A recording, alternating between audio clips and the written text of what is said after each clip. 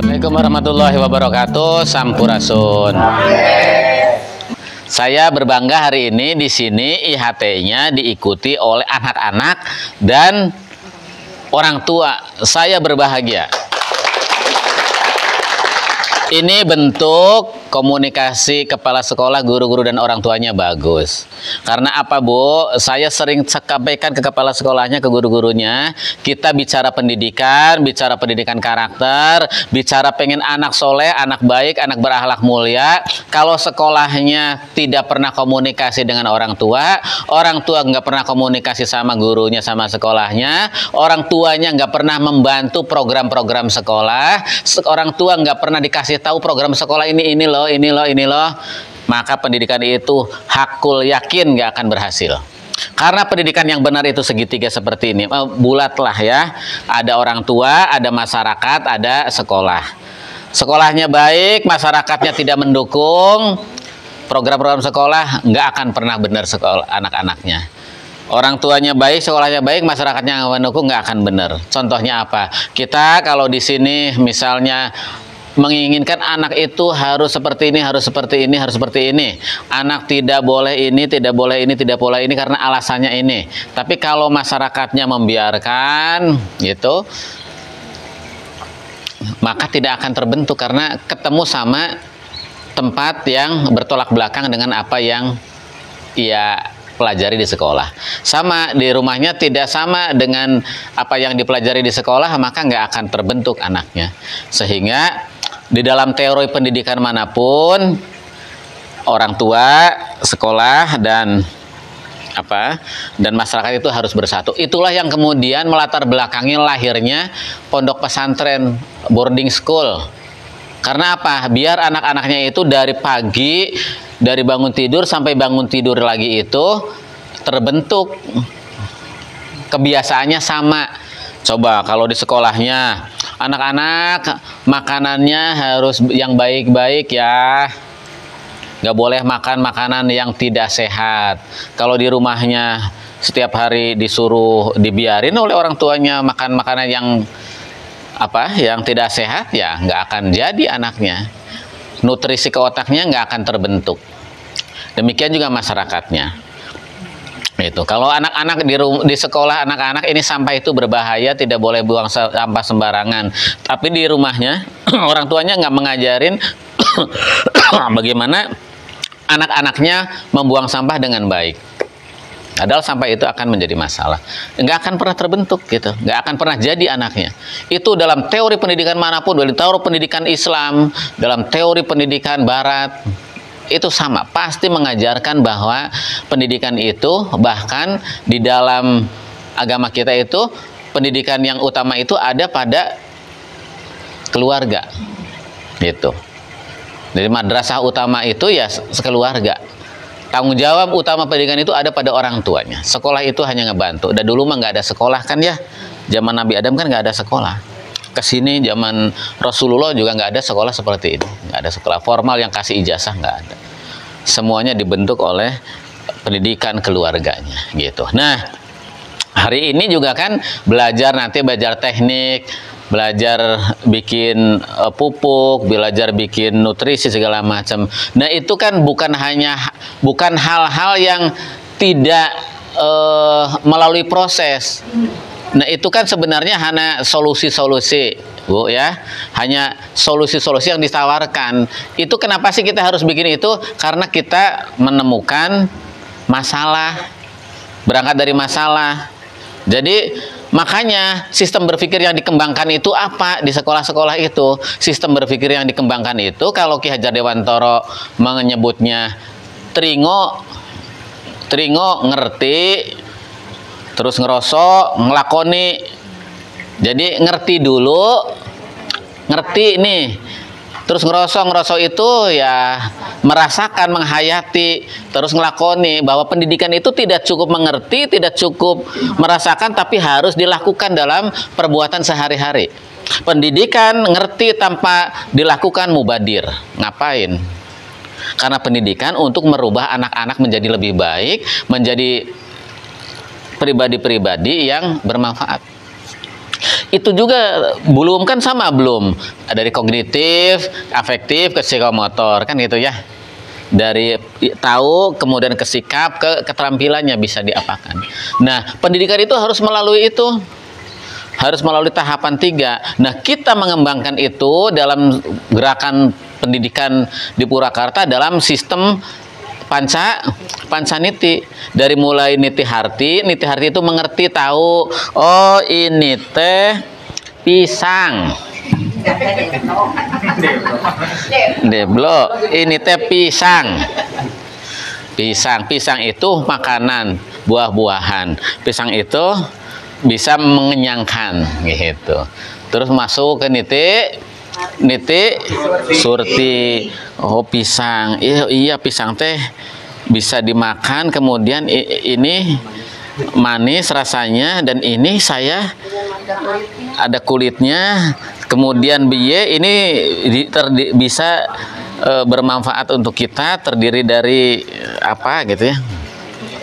Nanti dibuktikan, niti bukti cik bener hente gitunya, amis teh gitu. Bener tuh lamun di dahar teh mengenyangkan, tidak bikin sakit perut gitu. Itu. Kemudian setelah itu niti bakti, niti bukti kan tadi udah dibuktikan dimakan. Niti bukti harus seperti itu. Pendidikan itu kayak gitu. Setelah itu dibaktikan, oh iya ini itu mengenyangkan, maka ini bisa kita kita baktikan untuk diri sendiri. Kita makan, berarti kalau kita lapar kita makan ini, kalau nggak ada nasi bisa makan ini gitu. Bahkan ini lebih baik dari nasi, tidak, gulanya tidak terlalu tinggi gitu. Terus kulitnya juga bisa digunakan untuk apa gitu ya, gitu. Dibaktikan ke lingkungan. Kulitnya bisa dibikin nutrisi, kulitnya bisa dibikin makanan yang lain gitu. Dari pisang. Terus dari sana niti sajati, bahwa pisang itu bisa menjadi kesejatian, bisa bersenyawa dengan kita, dan ini bisa mendekatkan kita dengan Tuhan, bahwa pisang ini asalnya dari mana, karena sangat bermanfaat untuk tubuh kita. Dari pisang ini anak-anak bisa menemukan Tuhan. Ini dibuat oleh Yang Maha Kuasa, dan pisang-pisang ini ternyata banyak jenisnya, banyak macamnya, bukan hanya satu jenis pisang, ternyata banyak, dan setiap pisang mempunyai keunggulan masing-masing. Oh subhanallah, maha besar Allah dengan segala ciptaannya yang diberikan kepada umat manusia. Kurang lebih gitulah. Saya bangga lah ya, karena hari ini saya bisa bertemu dengan ibu-ibu yang nanti harus menyampaikan juga sama ibu-ibu yang lain. Bahkan untuk sekolah ekologi kahuripan mah sebenarnya ibu-ibu itu harus ada khusus, Bu. Khusus. Mereka aja yang mengadakan. Karena ini bukan hanya berguna untuk anak-anaknya, dan tidak hanya berguna untuk mereka mendidik anak-anaknya di rumah, tapi berguna untuk mereka dalam kehidupannya. Itu. Mereka jadi bisa memilah-milah mana yang harus dilakukan. Mereka bisa memahami bahwa oh iya, mengolah sampah teh karena penting, karena kebutuhan hidup kita, karena kalau tidak mengancam kehidupan kita gitu.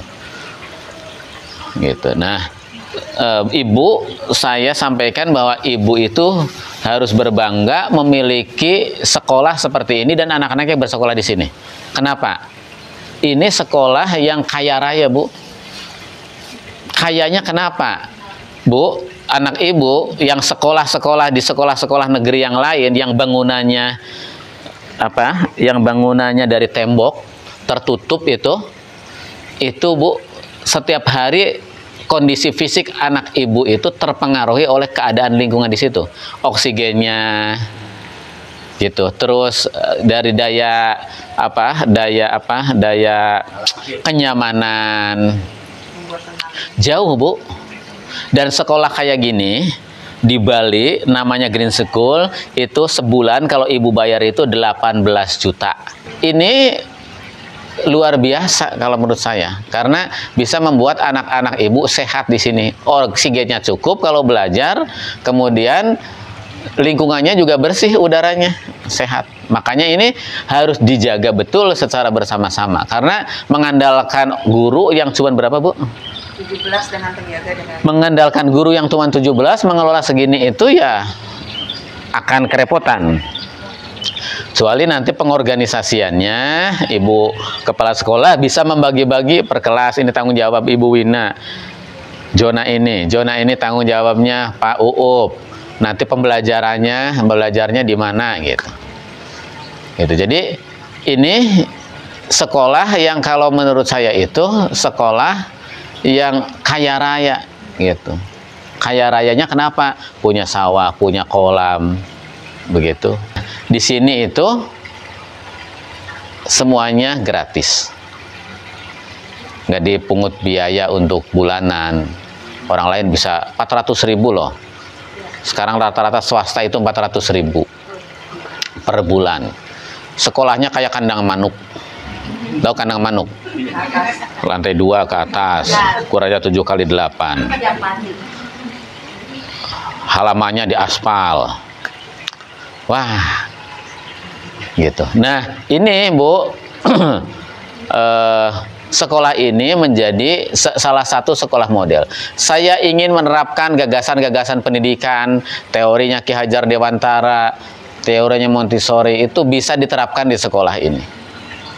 Sekolah yang akan mendidik anak-anaknya mempunyai kecintaan terhadap lingkungan, mempunyai kesadaran spiritual yang tinggi, bisa ngaji pinter, agamanya pinter, agama apapun.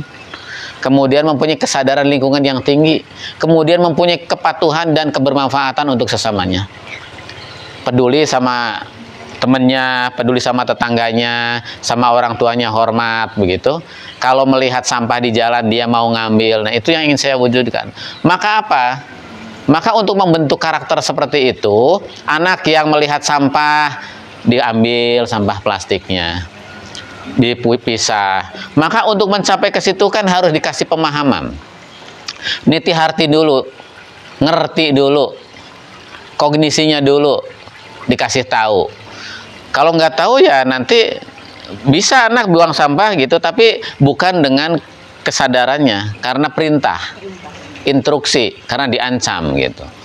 Karena nilai. Dan itu tidak akan menjadi apa-apa. Kalau udah nggak ada orang yang nyuruh, ya lihat sampah biasa-biasa aja. Maka penting untuk semua nih guru-guru di sini mengajarkan hal-hal yang harus dilakukan oleh anak itu harus dimulai dari membuat anak mengetahui, menyadari. Kemudian dari situ mau melakukan. Kognitif, afektif, psikomotor. Di tingkatan afektif itu juga kan bertingkat-tingkat, Bu. Kemampuannya ada 5 itu kan.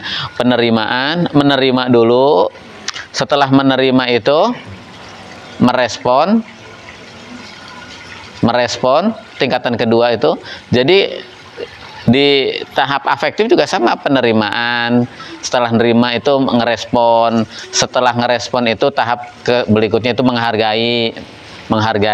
Setelah menghargai itu ada anak mau mengorganisasikan itu ya, oh ini teh kalau pengen kayak gini harus kayak gini sayahnya gitu. Terus mau yang terakhir itu karakterisasi, melakukan menjadi kebiasaan gitu. Nah, ini harus kita sadari betul bahwa orang tua di sini itu seakan sangat dibutuhkan untuk terus bisa meningkatkan kualitas sekolah ini, mutu sekolah ini. Guru, kepala sekolah mau lari sekencang-kencangnya, kalau orang tuanya, masyarakatnya nggak support, nggak akan pernah maju sekolah ini.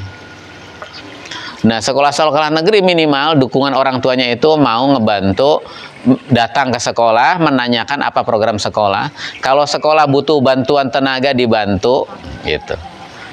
Saya sih punya mimpi ini nanti kelas ini, halaman ini, nanti ini kaplingnya, perawatan pemeliharanya oleh orang tua kelas ini, lingkungan. Terus kelasnya udah jelas lah kelasnya. Sama anak-anaknya, nanti guru, orang tua dan anak itu sama-sama pergi ke kebun hari-hari tertentu. Misalnya dalam 1 bulan sekali. Saya sekarang lagi menggalakkan kelas parenting di semua sekolah. Untuk apa? Untuk menggugah kesadaran ini. Jadi jangan sampai sekolah itu dianggap kayak laundry, Bu. Laundry, udah Pak ini tip baju ya. Nanti kembali harus bersih. Jangan pernah kepikir dalam Bapak Ibu bahwa sekolah bisa menyelesaikan segala macam problem anak Ibu di sekolah. Pengen pinter, Bu, anak saya pengen soleh, pengen bisa baca Quran, bisa pengen segala macam bisa maca, ngitung pinter, bahasa Inggrisnya pinter, bahasa Arabnya pinter, soleh, budak teh. Mangga punya nitip gitu. Nah, Ibu teh di rumah teh yang terima asak we, jangan, karena berbeda. Jadi jangan dianggap sekolah itu sebagai laundry, tapi Ibu kudu ikut di situ. Bu, mana nu tiasa dibersihkan? Oh iya Pak, iya. Naon ieu tatilas getah. Gitu dibantuan ku ibunya sih. Mucrek gitu. Jadi gitu. Jadi saya pengen yang SD, yang SMP keterlibatan orang tua itu full. Nanti bisa diprogramkan oleh kepala sekolah setiap bulan, poe Jumaah gitu. Nanti ibu-ibu orang tuanya ikut merapihkan ini sama anak-anaknya. Jadi enak. Dan anak-anak itu harus terlibat dalam proses penataan ini. Karena dari situlah kesadaran mereka akan tumbuh. Kita ajarkan bagaimana mengapa sekolah ini, mengapa tumbuhan ini perlu kita rawat. Mengapa sampah ini kita pisah-pisahkan. Gitu. Karena itu bisa menjadi ancaman buat mereka. Dari sekolah harus dibawa ke rumah, pengetahuan sama pengalaman agar menjadi karakter di rumah. Orang-orang tuanya juga nanti harus udah mulai gitu. Dukung terus program sekolah ini karena kita ingin membuat anak-anak kita itu menjadi generasi yang baik. Mulai dari makanannya harus sudah diatur. Maka apa? Pelopor sekolah tidak ada jajan, tidak ada makanan sembarangan itu sekolah ini se-Kabupaten Purwakarta itu. Diikuti oleh sekolah yang lain karena sekolah ini. Kenapa sih latar belakangnya? Biar anak-anak itu tiap hari makan makanan yang sehat, Bu. Otaknya pinter, kemudian cerdas, terampil, bisa apa saja, tapi tubuhnya nggak sehat. Engke lamun pas jadi menteri rek naon, menteri naon, rek jadi kepala sekolah, rek jadi naon, dipanggil ku dunungan anak karena tubuhnya nggak sehat, dipanggil kemana? Lagi cuci darah, lagi pasang ring. Kenapa? Terakumulasi dari makanan yang dimakan sejak SD. Jadi anak-anak itu akan menjadi generasi emas itu kalau yang dimakannya makanan yang baik, yang diminumnya minuman yang baik, yang dipelajarinya pelajaran yang baik, yang dibacanya bacaan yang baik. Nanti ke sana menjadi generasi emas. Kalau enggak ya jadi generasi plastik. Jadi generasi kaleng. Dari generasi micin. Gitu. Ini yang ingin kita lakukan loh. Sehingga apa? Anak-anaknya karena nggak boleh jajan, makanan sembarangan, anak-anaknya harus bawa bekal makanan dari rumah, punya orang tuanya. Tapi yang dari rumah juga bekal makanannya yang harus sehat. Kasih telur, gitu ya. Telur rebus. Bawa bekal makanan ke sekolah. Gitu. Setiap programnya udah dirancangkan ya. Senin sampai Sabtu itu seperti apa? Itu jalankan. Biar menjadi kekuatan kita untuk melakukan perubahan. Sekolah ini, Bu, sekolah ini sengaja dijadikan sekolah model. Maka apa? Saya simpen guru-guru terbaik di sini. Ini, Bu, ini juara nasional, Bu, kepala sekolahnya. Guru-gurunya ini instruktur nasional. Pak Bambang, sekarang guru penggerak kan ya? Dia testing se-Kabupaten Purwakarta itu cuman berapa SD itu? Cuman 43 orang. Dan dari sini itu ada berapa orang? Wina, Uup, Bambang. Tuh udah masuk. Ini guru-guru nasional, Bu. Ini guru-guru yang lulus dari sekian ribu guru di Kabupaten Purwakarta, 43 orang yang lulus. Nah, ini salah satunya, salah tiganya. Gitu, sengaja, Bu. Ini guru-guru yang lain juga sama, Bu Eis, Bu Wina, itu sama. Bu Is itu ahli pramuka. Bu Wina Kesundaan, semuanya ini guru-guru yang di sini itu udah kita siapin gitu. Maka apa? Maka sekolah ini itu lebih dikenal oleh orang dibanding sekolah-sekolah yang lain. Nggak ada, Bu. Sekolah ini udah sampai ke Pak Menteri. Bu Direktur datang ke sini. Direktur itu menteri, tadi handapna menteri. Udah datang ke sini. Sekolah di lain di Purwakarta nggak ada, Bu, yang dikunjungin. Karena apa? Sekolah ini udah dianggap memiliki praktek baik. Malah Bu Menteri bukannya Bu Menteri yang satu lagi itu, karena udah sering banyak banget ini tamu datang ke sini melihat sekolah ini. Yang sebelum Bu Menteri itu siapa ya? Pernah yang datang ke sini menganggap sekolah ini sekolah swasta. Ini sekolah swasta berbulannya berapa katanya? Ini bukan sekolah swasta, ini sekolah negeri. Bisa seperti ini, gitu. Jadi sekolah ini udah kemana-mana kan, karena udah masuk di YouTube saya. Sekolah ini di YouTube saya tuh, lihat komennya di bawah YouTube saya tuh ketika ngomong sekolah ekologi. Pak, kalau daftar ke situ orang mana, orang Sumedang, orang mana, kalau daftar ke situ caranya gimana? Udah sampai situ, Bu. Pak, itu teh sekolah swasta gitu. Pertanyaannya seperti itu. Banyak orang yang pengen sekolah di sini. Tapi karena sekolahnya terbatas kan harus mengutamakan sekolah ini karena sekolah negeri. Gitu, nggak boleh orang lain masuk ke sini kalau warga sininya belum keterima. Gitu. Maka apa? Maka aset kita yang sangat berharga ini harus sama-sama dijaga oleh gurunya, oleh kepala sekolah, termasuk Abo, Aris dan teman-temannya. Maka apa? Udah mulai harus mempunyai kesadaran, Bo, bahwa Abo ngerawat itu adalah sedang ibadah.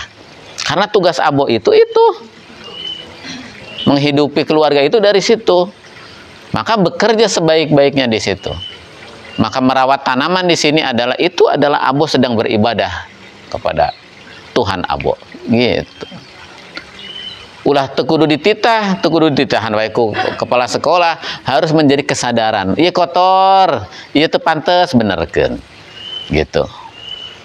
Nah, ini yang saya inginkan, bahwa Bapak Ibu harus berbangga anak-anak yang sekolah di sini, karena sekolah ini mempunyai aset yang luar biasa, mempunyai program yang luar biasa dan menjadi model untuk pendidikan di Kabupaten Purwakarta. Gitu.